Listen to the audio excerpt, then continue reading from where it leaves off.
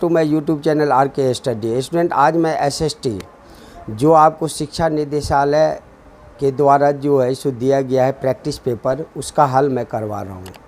इसका पहला क्वेश्चन जो है सो पहला क्वेश्चन आपका कह रहा है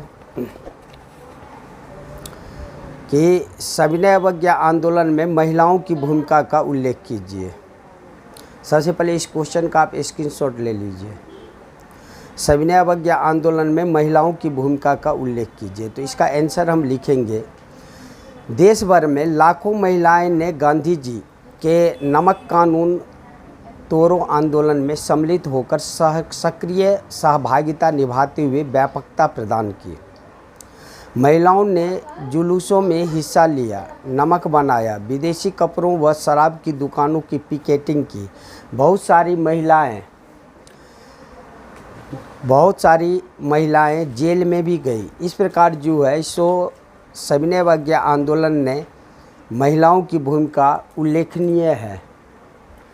और इसका जो दूसरा क्वेश्चन है, दूसरा क्वेश्चन आपको कह रहा है कि रसायन उद्योग के महत्व की विवेचना कीजिए। तो इसमें आप आंसर जो है सो आप जो लिखेंगे, इसमें आंसर आप लिखेंगे कि रसायन उद्योग बढ़ती भारतीय अर्थव्यवस्था का एक बहुत ही महत्वपूर्ण घटक है और यह देश के औद्योगिक और कृषि विकास का मुख्य आधार है, जो कपड़ा, कागज़, पेंट और साबुन और डिटर्जेंट, कृषि रसायन इत्यादि कई उद्योगों के लिए कई बिल्डिंग ब्लॉक और कच्चा माल प्रदान करता है। सकल घरेलू उत्पाद में 3% की भागीदारी है। अकार्बनिक रसायनों का उर्वरक, कृत्रिम वस्त्र, प्लास्टिक, गोंद, रंग, रोगन, डाई, कांच, साबुन आदि में इस रसायन उद्योग का प्रयोग किया जाता है। इस प्रकार आप जो है सो कह सकते हैं कि रसायन उद्योग का महत्व जो है सो बहुत ही अधिक है। क्वेश्चन नंबर थर्ड में है कि भारत में राजनीतिक दलों में सुधार हेतु कोई 2 उपाय बताइए। तो इसका जो आंसर आप लिखेंगे, इसका आंसर आप लिखेंगे, विधायकों और सांसदों को दल बदल करने से रोकने के लिए संविधान में संशोधन किया गया। चुनाव आयोग ने एक आदेश के जरिए सभी दलों के लिए सांगठनिक चुनाव कराना और आयकर का रिटर्न भरना जरूरी बना दिया है। इस प्रकार भारत में राजनीतिक दलों के सुधार हेतु जो है सो उपाय जो है सो बताया गया। अब जो है सो क्वेश्चन नंबर फोर्थ जो है सो आपका कह रहा है, क्वेश्चन नंबर 4 है कि मिलान कीजिए। इसमें जो है सो आपको कह रहा है, बैंक द्वारा दिया गया ऋण और वस्तु के बदले वस्तु का लेन देन। इधर अनौपचारिक स्रोत, औपचारिक स्रोत, वस्तु विनिमय।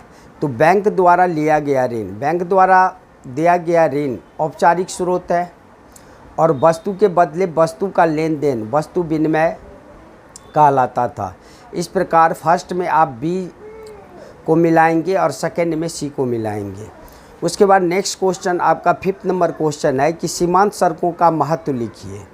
तो सीमांत सड़क का महत्व देखिए। सीमांत सड़कों का उत्तर एवं उत्तरी पूर्वी क्षेत्रों में सामरिक महत्व है। इन सड़कों के विकास से दुर्गम क्षेत्रों में अभिगम्यता बढ़ी है और ये सड़कें इन क्षेत्रों के आर्थिक विकास में सहायक भी हुई है। इस प्रकार जो है सो 5th नंबर का आप सीमांत सड़क के महत्व में ये सब पॉइंट आप लिख देंगे। क्वेश्चन नंबर 6 जो आपका सेक्शन बी का है, वैश्वीकरण के भारतीय अर्थव्यवस्था पर पड़ने वाले सकारात्मक प्रभावों के उदाहरण सहित व्याख्या कीजिए। तो इसमें जो है सो आप आंसर लिखेंगे,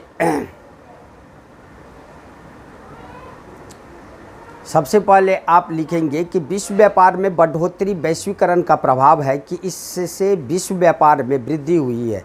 वैश्वीकरण से ही उदारीकरण की प्रक्रिया को अपनाया गया, खुले व्यापार, मुक्त व्यापार के नियमों को अपनाया गया है। सेकंड पॉइंट में लिखेंगे आप, विभिन्न देशों के बीच संबंधों में सुधार। वैश्वीकरण से विभिन्न देशों के बीच संबंधों में सुधार आया है। विकासशील देश हो चाहे अल्प विकसित देश हो, उनका संबंध विकसित देशों के साथ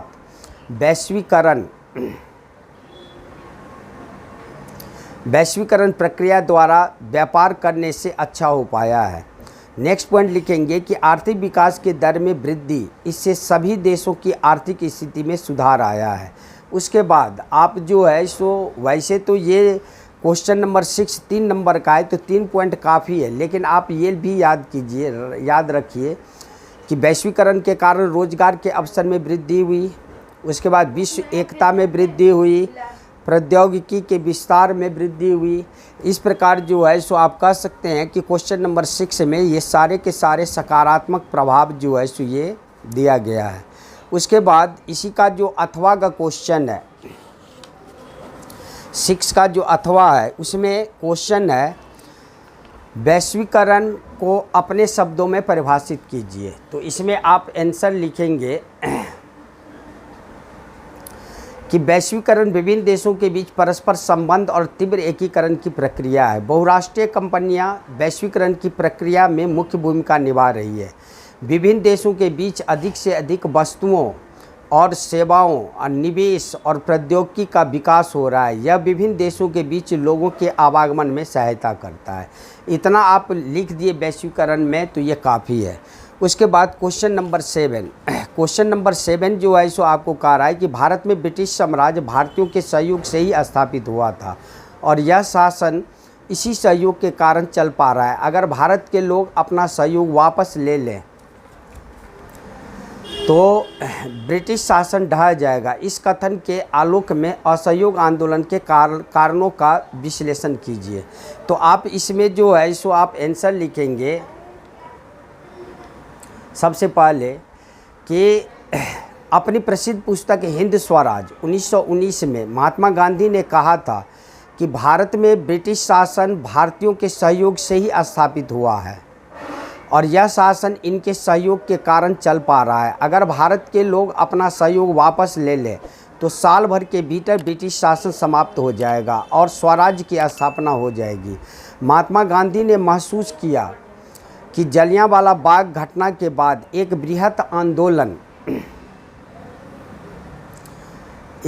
आंदोलन शुरू करने की ज़रूरत है और प्रथम विश्व युद्ध के कारण भारत में करों की वृद्धि, कीमतों का तेज़ी से बढ़ना, जबरन भर्ती, खाद्य समस्या, रॉलेट सत्याग्रह का गुस्सा, तुर्की पर कठोर संधि थोपना असहयोग आंदोलन शुरू करने का कारण था।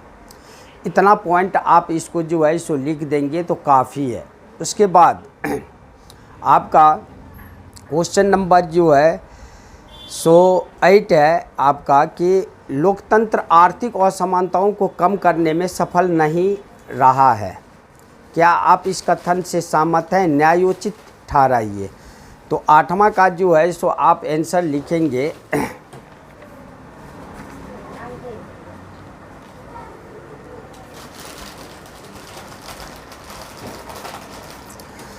कि 1950 से 2000 के बीच सभी लोकतांत्रिक शासनों और तानाशाहियों के कामकाज की तुलना करने पर आर्थिक समृद्धि के मामले में तानाशाहियों का रिकॉर्ड थोड़ा बेहतर है, लेकिन केवल इसी आधार पर लोकतंत्र को खारिज नहीं किया जा सकता, क्योंकि आर्थिक विकास कई कारकों जैसे देश की जनसंख्या का आकार, वैश्विक स्थिति, अन्य देशों से सहयोग और देश द्वारा तय की गई आर्थिक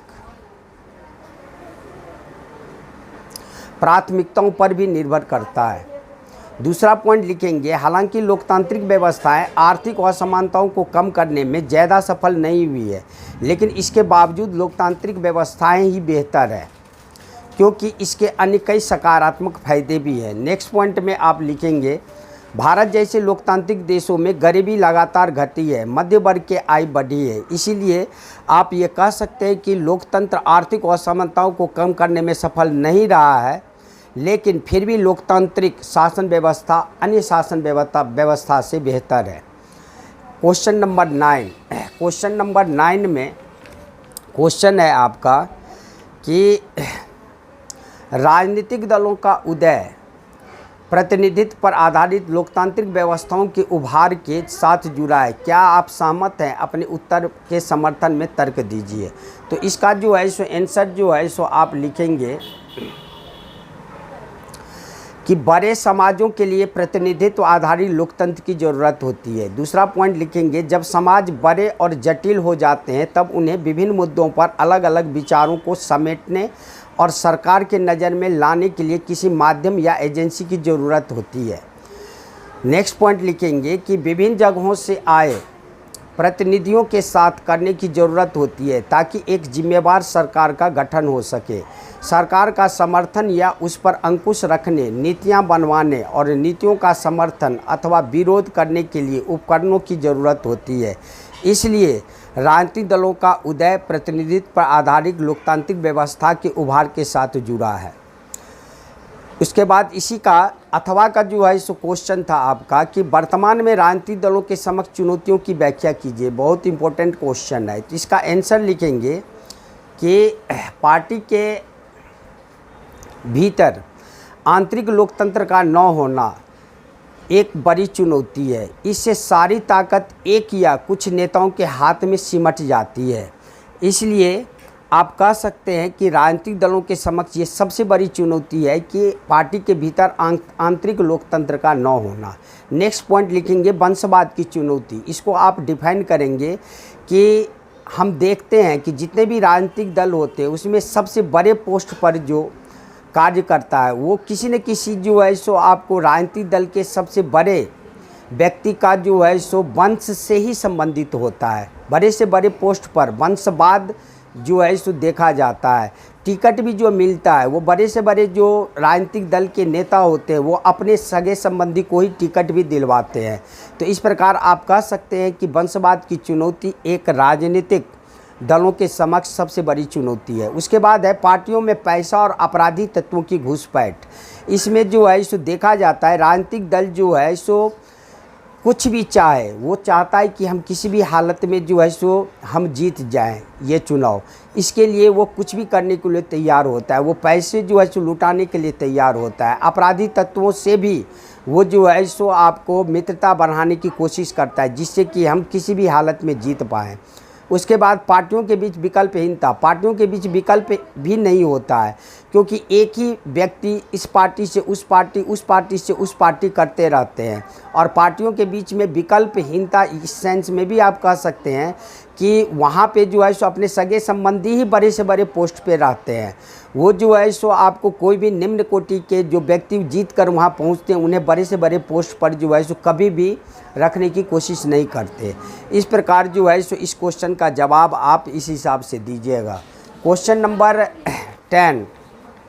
क्वेश्चन नंबर 10 जो है सो आपका कह रहा है कि इसमें जो है सो क्वेश्चन नंबर 10 है। क्वेश्चन है कि बैंक एवं सहकारी समितियों को भारत के ग्रामीण क्षेत्रों में साख की गतिविधियों को बढ़ाने की आवश्यकता है। उचित तर्कों के साथ कथन की व्याख्या कीजिए। तो आप कह सकते हैं कि बैंकों और सहकारी समितियों द्वारा साख गतिविधियों को बढ़ाने की आवश्यकता है क्योंकि अनौपचारिक क्षेत्रों के द्वारा दिया गया ऋण की ब्याज दर अधिक होती है, जबकि बैंक एवं सहकारी समितियां औपचारिक क्षेत्र के द्वारा दिए गए ऋण की ब्याज दर अपेक्षाकृत कम होती है। नेक्स्ट पॉइंट लिखेंगे कि लोग कम ब्याज दर पर कर्ज लेकर उद्यम शुरू कर सकते हैं, छोटे उद्योग इत्यादि लगा सकते हैं, वे फसल लगा सकते हैं, कोई कारोबार भी कर सकते हैं। उसके बाद नेक्स्ट पॉइंट लिखेंगे कि वे नया उद्योग लगा सकते हैं या वस्तुओं का व्यापार कर सकते हैं। सस्ता एवं सामर्थ्य के अनुकूल कर्ज देश के विकास के लिए अति आवश्यक है। इस प्रकार जो है सो आप इस क्वेश्चन का आंसर लिखेंगे। बैंक एवं सहकारी समितियों को भारत के ग्रामीण क्षेत्रों में साख की गतिविधियों को बढ़ाने की आवश्यकता है। इसका जो अथवा का क्वेश्चन है और उसके बाद जो नेक्स्ट आपका जो 2 से 3 क्वेश्चन बचा हुआ है मैप के साथ, वो मैं नेक्स्ट वीडियो में लेके आऊँगा।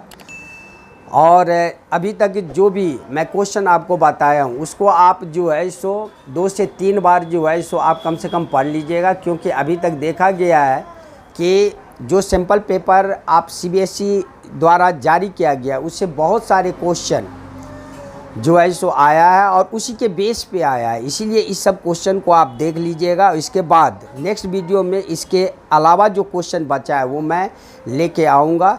तब तक के लिए जय हिंद, जय भारत।